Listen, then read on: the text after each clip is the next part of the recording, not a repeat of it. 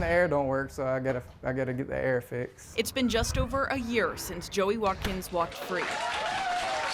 After serving 22 years for a murder he did not commit. This is hopefully where my new business will take off from. Over a year since the cameras packed up. I mean, it's kind of 70s style, but... And the news headlines ended. Beggars can't be choosers right now. And Watkins went home to Rome to try to move on. The biggest shock was the reality that, you know, half your family's gone. Everything that you remember. Gone too, his family's car business, forced to close after the legal fees to clear Watkins' name became too much for his parents to shoulder. They spent every bit of money they ever made in their life on getting me home. And when I came home, they had nothing. So it's been nothing but a struggle since then. 38 states and D.C. have laws in place to compensate wrongfully convicted citizens. Georgia isn't one of them. When men do time, they offer programs for them, grants, stuff like that. When you're exonerated, you're no longer a convicted felon. You're not eligible for those benefits. So it's kind of like, hey, we'll see you.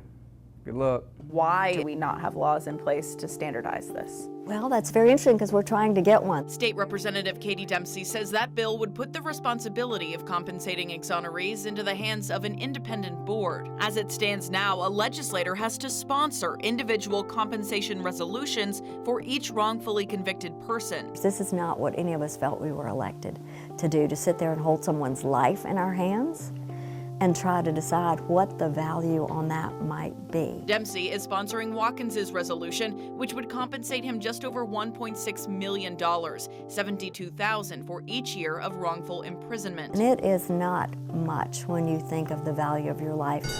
Watkins watched in the wings as the resolution made it out of the House in the final hours of crossover day. The resolution is therefore adopted. To a standing ovation. It's going to make me cry. It is emotional.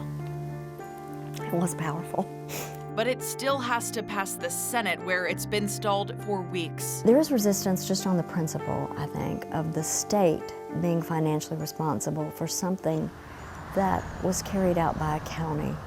As the clock runs out, so do the few dollars Watkins has left to his family name. I said, let's just resurrect Watkins Auto Center, give it a second chance. Let's try. But the roadblocks keep coming. I can't get a business loan because I can't show 2 years of tax returns. I mean, I'm out of money, so I'm on a day-to-day basis now. If it keeps going like this, possibly out of this place. I'm just sitting waiting. Also sitting, waiting, somewhere in Georgia's capital is a bill that could change state law for exonerees and a resolution that could change Watkins' future. This is gonna be my legacy if it works out. After more than 2 decades of stolen past. It's either sink or swim, and I'll swim till I sink.